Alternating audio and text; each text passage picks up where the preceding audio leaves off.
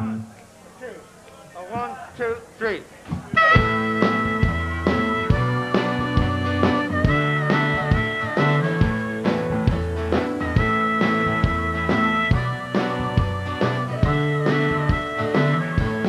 Cousin Mary was a lady who could really hold her own. She went fighting for her country. She went fighting for a home. Then there's the time she lost her husband. She was fighting for the right. But she'll be leaving in the morning. Won't you please say goodnight?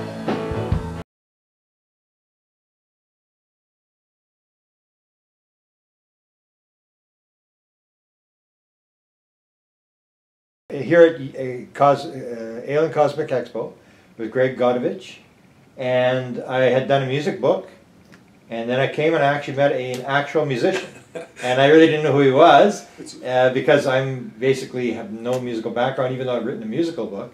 And I researched it. It looks like it's a great read. And everybody told me, they said, "Oh, you got to talk to this guy. You know, he's with this band, and you got to." And I go, "Oh, look out!" You know, like. So we met up. Well, it's a shame I'm not doing this. I mean, you know, in light of that. You know. So I'm extremely interested in musicians, and especially when I hear you got UFO connection, and download like songs, lyrics, where they come from, this sort of thing, because that's what I wrote the whole book on. Yeah. And what happened to me was some contactee said to me, the messages in the music. The aliens told me the messages in the music. I don't. Whatever. I think they got a damn good point about that. And that led me to do this thing, and I suddenly realized this musician had UFO interest. This musician had UFO interest, and then Ringo Starr, and it goes from musician to musician. And I'm going, wow, there's actually something to this. And there was actually a book that you might want to look up. It's called Michael Lachman, Alien Rock. He was a music producer in. So he had John Lennon's story and all the rest. Yeah, and he was in contact with Michael Jackson. Yeah.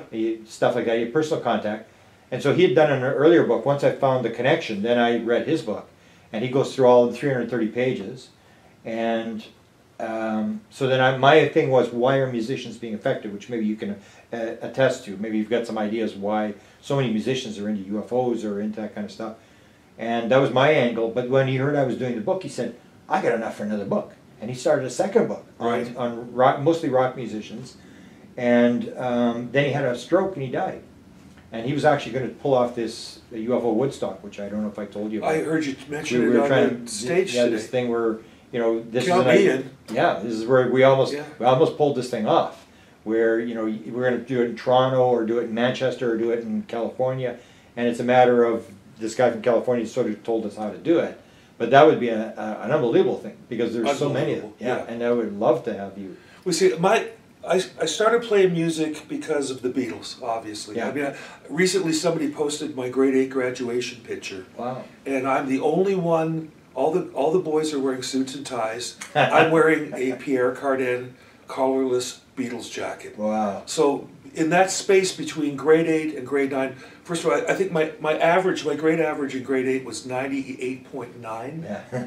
And then over the summer and the Beatles and everything, my first report card in grade 9 was 49.8. And they actually wrote on it, which I just found it again. It says, if Gregory spent as much time on his studies as he does on the Beatles, he might do okay in life. Wow. So she was wrong about that, but because I ended up doing okay anyway. Yeah. But my mom worked at the Friars Tavern, which was at Yonge and Dundas Square. Okay. They made it eventually into a Hard Rock, and now it's gone, and they made it into a Shoppers Drug Mart or something. My mom was a coat check girl there, so she worked at one end of the building, and my Aunt Eileen was a coat check girl at the other. And there was two parts, so it was like separated by a railing. And I go down there every Saturday afternoon when I was 13 years old because now I'm Beatle crazy. Yeah. And, the female Beatles are playing there, so I had to go see them. And then Levon and the Hawks were playing there, which became the band. Okay. So I'm at 13 years old, I'm hanging out with, Robbie Robertson and Rick Danko and those guys. And they look like old men to me, even though Robbie was probably only about 18 or 19. But it's funny, when you're 13, everybody looks old. Yeah. Now that I'm granddad era myself, I think every time I see a picture of myself, I go, how the hell did my dad get my guitar? When did that happen? So I would go down there, and Rick Danko sold my mother my first bass guitar amp, which I still wish I had, because it was a hand-wired Trainer bass amp that was serial number 0003. Wow. It would be worth, well, first of all, because Rick owned it, and then I owned it. I mean, it would be worth a few bucks now. Yeah. One night I met Ronnie Hawkins there. Okay. And 40 years later, I'm his band leader for 2 years. Wow. Met David Clayton Thomas there. Now they've just painted this building down at Gerrard and Young, and we're all on it. They painted this 22-story mural, and on one side of it, it started out with Ronnie Hawkins and Glenn Gould, and the first transsexual singer in Canadian history, Little Jackie Shane, and Oscar Peterson and people like that. And then on the other side, it's the band and Lonnie Johnson, the blues guy that lived here, and my band up there, and Rush, and David Clayton Thomas, and a bunch of people. So, I mean, it's like completely full circle from 53 years ago to all of a sudden, you know, they painted you 20 feet high, you know, for the rest of time. I mean, long after I'm gone, that thing's going to be there, you know. Wow. So my mom when I was 17, I was living in Yorkville Village, and I'd left home, and we would hang around the riverboat, and like Monday to Wednesday would be Joni Mitchell, Thursday till Saturday Neil Young, Sunday Terry and Brownie McGee. We couldn't afford the $3 to get in, so we sat out front, and you could hear that these people were special, you know. Yeah. So my entire early life was spent surrounded by phenomenal musicians that eventually became legends. Yeah. You know, and the one last thing about the music, I saw my mother when the band was playing there, or when the Hawks were playing there, and she says to me, "Do you know a guy named Bob Dylan?" And I said, "Well, I certainly know who he is." I was only like 16, 17 at the time. She goes, "Well, he's been hanging around the club, watching Levon and the boys. And tonight, he jammed after we closed." She goes, "He's not much of a singer." Wow. And she's right, he wasn't much of a singer, you know. So, you know, the funny thing is, when I was a very small child, and I'm talking like 5, 6 years old, I had dreams of alien invasion. Wow. So this predates my musicality, you know, because we're talking about how musicians get, how it crosses over into the other realm. Anything in your family or just you? No, just me. Yeah. But I would have these dreams, and now we're not talking popular mechanics images of flying saucers. I'm talking Independence Day motherships. Wow. And this is in the 50s. Wow. But I happen to know that my dad's 56 rusted Studebaker was the place you wanted to hide behind when they were sending the rays down, blowing everything up. Because I was always hiding behind my dad's Studebaker, and I always got away, you know. I wish he still had that car. I wish he was still around. So, you know, because of my vocation as a musician, I got to travel a lot. And I just some of these things are coming back to me now, you know. I think the first experience I had without knowing it was an experience. I was in a girl's place out of town in Kitchener, 3 o'clock in the morning. We're listening to music. All of a sudden, like that scene in Close Encounters, the entire living room went like the sun came out in it. Wow. But it was orange. And it was just like, you know, but no sound. And it was like brilliant orange in the room. And then it just, like in the movie, gone, stopped. So we can't hear anything. I immediately go to the front door, and I look that way and look that way, thinking it was like a emergency truck or something, you know, that had done that. I didn't think at the time to look up, because when I think about it in retrospect, it had to be something over top of the house that was zoning in on us, you know. And I went to Egypt, and we were standing in front of the Sphinx waiting for the Sony Lumiere show to start. So beautiful black evening with a million stars in the sky. And I said to my wife, or my girlfriend at the time, I said, you know, this would be a place to see something really messed up in the sky. And it wasn't out of my mouth when this guy goes, "What the hell is that?" And he points, and we look over, and there are two about loony-sized lights flying in tandem that traversed the entire horizon in about 5 seconds. Like just gone without a sound. And then all of a sudden the Sphinx lights up and welcome travelers to HE's. What, are you kidding me? Thank you, Sphinx boy, you know. So we saw that one, you know. Yeah. And then I was coming back from the Bahamas with my first wife. I've had a couple, I think, or a few, so I don't know, something. They got all the houses and everything. I got the kids. And we're at cruising altitude, and you know, just coincidentally, we're over the Bermuda Triangle because that's where you get through it. And she looks out the window of the plane. She goes, "Greg, what is that?" And I look out, and you know, it's all that white, fluffy cloud cover up there that looks like cotton balls. But sitting on top of it, I remember it was pointed at one end and it was round at the other end. But it looked like it was enveloped in like a smoky gray mist. So there wasn't anything, no plumes coming out of the back. There was no discernible lighting. There was no wings on it. It looked like a tornado sideways. It was massive. I've always said it looked like a battleship. It was like the size of a battleship. So you know, ding, ding, ding, as you do, and stewardess comes over. We called them that in those days.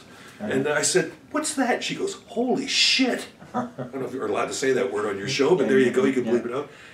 And she runs down to the captain. So we're watching this thing. Now, it's a full plane, but nobody else seemed to bloody know whether they were sleeping or they were reading. And we were about to stand up and go, "Hey, everybody, look at that." And everybody goes to the edge of the plane and we go like this. You know, so we didn't say anything. But we watched it until it was out of sight. So it was obvious that it was hovering. It wasn't moving. We were moving. And we watched it until it was like a... Now, in the meantime, the stewardess walked by me about 4 or 5 times. Ding, ding, ding. She comes over and I said, "What was it?" She goes, "What was what?" Wow. And I said, "Oh, come on." I said, "You saw it as well as we did. Remember, holy shit?" You went up. And this is way predating 9/11, so I say, "Lady, if I had a gun, we'd be on our way back there right now to have a closer look." And she says, "Don't even say that on this plane." Fair enough. We land in Toronto. We're told to stay in our seats. They bring another flight crew on. And the flight crew, all of them that were on that flight, are taken off the airplane. Wow. So you want to talk about, you know, something real strange. I've never seen that before. Where they bring another crew on, they take them off for debriefing. But we saw it. Unfortunately, we didn't have these things in those days, nor a camera where you could get a picture of it. So what do you think at that time? I mean, you're putting these events together Oh, I knew it over was your a life? UFO. Yeah, but I mean, in terms of like you're seeing one after another. Oh yeah, all the time. So it's pretty. You know, and then the weirdest one of all, and this relates to your wonderful city, I'm flying back from Winnipeg on a red eye, and I got my son with me, because people always said, "Oh, were you drunk or were you taking drugs?" I said, "No, I had my 3-year-old with me, and he was feisty." We got on the flight, and there was a guy sitting at the window. We were in the front row, and I didn't even say hello. He didn't look at me, I didn't look at him. And I'm putting my boy down so he goes to sleep. We get up to cruising altitude, and then this cat turns to me, and I didn't really look at him. I was just, you know, looking ahead. He says to me, "Do you know what a Foo Fighter is?" Wow. So this predates the band, and I happened to... Pat Smear and the Foo Fighters is a friend of mine.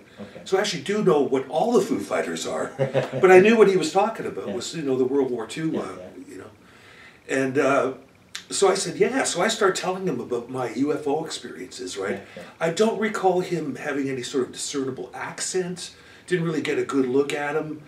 But at one point, I looked down, and he had his hand on his left leg. And in the dome light, I looked down, and his fingers were like 8 inches long, sitting on his bloody... It was almost like he was showing me who he was. And I remember finally looking him right in the face, and I passed out. Like instantly, just passed out. So I'm assuming hybrid or shapeshifter of some sort, because I'm sure he didn't book in with his fingers 8 inches long, you know. And when I woke up, I don't recall seeing him again. Like, I'm sure he was there. But this whole incident was completely erased from my mind. It never came back to me until about 25 years later, when I went, I remember something now that happened that was weird. So I've been talking, you know, to Stu and Leslie Clark. She does hypnotic regression, and I'm going to do it. Oh yeah, beautiful. I want to find out. The weird thing is that I recently, and I know this is going to really sound crazy, but you know, this is the beauty of this event, is that you can sound crazy, and everybody goes, "Oh, you've got an alien implant in your brain." I do too, you know. So it's like that. But I started getting these strange vibrations in my head in the last 6 months. Wow. And I went to get, my doctor sent me for an MRI. And the woman, after she took pictures of my brain, she split to go talk to another doctor. Well, of course, what do? I'm taking pictures of it and posting it on Facebook, and it's my brain, you know. But I noticed when I took a good look at it, the cursor was pointed to this part of the back of my head. Okay, yeah. And my doctor calls me and he says, they found sort of an anomaly and they want you to go in for a CAT scan, a proper one. So I said, I know what it is. And he goes, what? I said, well, I was on a plane sitting beside an alien, and when I passed out, I think he, stuck something up my nose or in my mouth if I was snoring, and it went to live where it's supposed to live, in the back of my brain. He goes, whatever you do not tell the technician that story. I said, why? She goes, because they'll have you locked up. You know how crazy that sounds? I went, well, be that as it may, it happened, That's what I'm assuming. Yeah. So I go into the CAT scan place and I say to the woman, the first thing, of course, I say is, just hypothetically, okay? Let's just say I was sitting on a plane next to an alien, okay? And now keep in mind, this is just hypothetical. And, when I realized, what it was, I looked at it and I passed out, and then he stuck something up my nose and it's living in the back of my... Let's just say that it's made out of some sort of metal. She says, well, there's nothing hypothetical about what I'm about to tell you. This is what's going to happen. If it is metal and it's in your brain, the CAT scan is a huge, all-powerful magnet. What's going to happen is this thing that's hypothetically in your brain is going to come flying through your brain and through the top of your head. So I'm thinking to myself, okay, so how do I tell her that this isn't hypothetical, but it's sort of real? But I took the chance because I figured if their technology is that good and they care enough about tracking my stupidity, they've got to put something in there that's not quite have enough alloys to make it, go off. So of course I died a horrible death, and I'm not really here, but anyway, so my doctor calls me and he says, I don't quite know what to tell you, but you have a foreign object embedded in the back of your brain. Wow. So, what do we do? That doctor, what was his name? Mr. Greer? Dr. Greer? The guy that takes the implants out. Oh, Lear. Lear. Roger Lear, yeah. Yeah. No, what do they do for me? They take the top of your head off and go in? Yeah. No, I'm happy. And if it's not bothering you, why? No. Yeah. It's not like I get massive. Yeah. And whether or not all of these, I was pretty creative before, but I'm also thinking that I've had other experiences that I don't remember. Yeah. That's like going back to those alien invasion dreams as a child. Where did that come from, you know? Yeah. Like those motherships, we didn't talk about motherships back in those days, in the 50s. Yeah. So, where's this stuff coming from? Plus, the creativity factor of, I've written over 300 songs. Is that right? Yeah. Because that's what Lear mentioned. He was asked, what's common between all the people? He did 17 implant removals. What's common between all the people? And he said two things. Number one, they're all right brain creative people. And number two, all implants are on the left side, that he had taken out left side of the body, which sort of indicates it's affecting the right brain, because your left side affects your right brain, or your right brain's running your left side of your body, and vice versa. So he talked about this creativity thing, which is what I looked at. So you've done the songs, and so let's go that route, the creativity thing, in terms of lyrics, in terms of UFO. Have you written any UFO songs or songs about Not really, but that are inspired by sort of like the instantaneous download thing? Not really. The funny thing is, a lot of my songs appear formed in my head. Like I can see them like they're written on paper. Okay. And like strange ones. Like I wrote a song called J. Edgar Hoover Was My Mother. Okay. It was J. Edgar Hoover was my mother. His mother's go, he was like no other. He liked to dress in women's clothes. There's nothing wrong with that, And it goes on from there. Yeah. Well, that just appeared in my bloody head while I was at the Canmore Folk Festival. Wow. And I called a friend up, and he answered. I said, look, don't answer the phone. I need your answering machine. So I phoned him back, and I sing the 4 stanzas while they're fresh. Wow. And he phones me back, and he goes, what the hell was that? He says, you just wrote that? And I said, yeah, like right now. But it's like that. I'll be driving along in a car, and I can see the song in my mind's eye like it's written down. Wow. And the melody and everything is right there. I get out of bed in the morning, and I've learned how to wake myself up now when I'm dreaming about a song, because I know if I go downstairs and grab a guitar, it's going to come out. If I stay in bed, I'll lose it, Yeah. But like in the shower, for instance, like I wrote it's a funny story, actually. I wrote a Christmas song called Christmas All Over the World in October, years ago. My daughter was about 3. I'm in the shower, and there it is. So my little studio's in the basement of the townhouse, so I'm going to go down 3 flights of stairs. Yeah. I didn't know my daughter had one of her little friends over. So I'm naked, I'm dripping wet, and I'm going like this, down the stairs so I don't hear anything. My wife says, she says, this is what happened when you went running by Jasmine's room. Her little friend goes, who's that? She goes, well, that's my dad. What's he doing? She goes, well, he's going downstairs to write a song. And the little girl goes, you want to play Barbie? She goes, yeah, okay. Like nothing was, except when she probably went home and said, I saw Jasmine's dad naked. You know, whoa, you know, lovely. But so I don't know if it's got anything. I mean, I hope someday I can find out if there's some sort of great plan. I mean, not that I'm any great shakes, but I know what I do okay, you know. Yeah. And writing songs, I'm pretty good at it, you know. Yeah. Or they are. Yeah. I wrote 5 scripts based on 1964 from my book. Okay. That was, what was I going to call it? Well, Travels with My Aunt, the TV show, right? Uh-huh. And the premise of it is that I'm the writer at my age now, sitting in my little nook writing. Mm-hmm. And then I'm in the show as a 13-year-old doing the Beatle thing and that, and then as a 21-year-old, and sometimes my characters gather at the door complaining that their lines aren't good enough. Wow. Stuff like that, you know. And a friend of mine who's on the TV show Heartland read the scripts and he said, this is like the Wonder Years meets the Twilight Zone. He says, I've never seen anything like this. Because what I did is I had a white cloudy thing up there in the sky, and there's one of those file cabinets, and then there's a card table, and sitting around the table is John Lennon and Mozart and a couple of other big shots. Yeah. And Mozart, of course, is bemoaning the fact that, you know, I wrote Herschel 24 in D minor, and I have to write this crap now, you know. So I'm there standing there as a 13-year-old going, you know, where am I? Wow. So well, we write songs and we send them down. We throw them. So Lennon gets this lightning bolt. He says, this is your friends in Fludd. This is their first song. And I'm going, what about me? And they said, your time's going to come, but not yet. And then we're at this guy's house where we played a house party when we first did this song that they wrote. And I've got them, so the band would be playing, you know. And then they're all invisible, but Lennon and Mozart and stuff were at the party. And Mozart's still going, this is not happening, you know. So it's that kind of stuff. I don't know where those ideas come from, you know.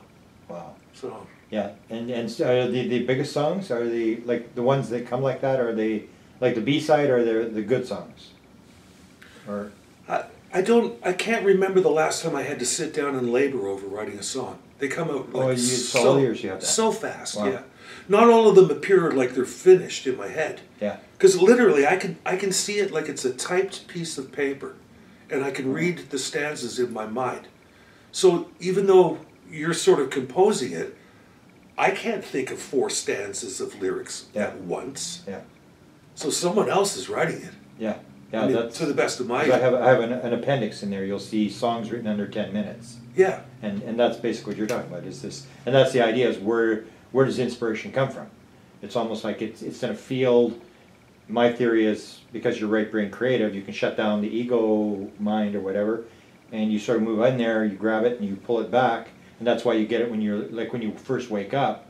It's there, and then once you start to move or go back to sleep or whatever, then it goes back into the field. I agree. You got to grab it when it's in your head and do it fast. Paul McCartney thinks the same thing. He wrote Yesterday in his sleep. Yeah.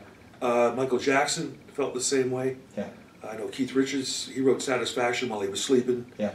The way I look at it is that we have that aptitude for playing a musical instrument, a piano or guitar, whatever it is. We have an antenna that goes up. And I'll be driving, and all of a sudden I go through an area where there's a song in the sky, and I just pick it up. Wow. Like I'm the conductor, or whatever you call it. Have you discussed this with other musicians? Oh, yeah. There's a whole bunch of us that agree the same thing, you know. Yeah. Wow. But then you tell people you have an implant in the back of your head, and they think you're nuts, so, you know. Have you talked to other musicians about your UFO stuff, and how do they react? Oh, yeah, they love it. I mean, you know, it's like Stu said to me, he says, it's going to be great to have you aboard on this thing because, first of all, people listen to you crazy rock and roll guys. Yeah. And, you know, I said, well, I'm fearless about this. I don't care what people think. Yeah. I mean, someone's going to see this and go, you know, what an ass, you know, or you pompous, or whatever they're going to say to it. But this is heartfelt. I mean, I really believe that these things exist. Yeah. You'd have to be a fool not to. Yeah.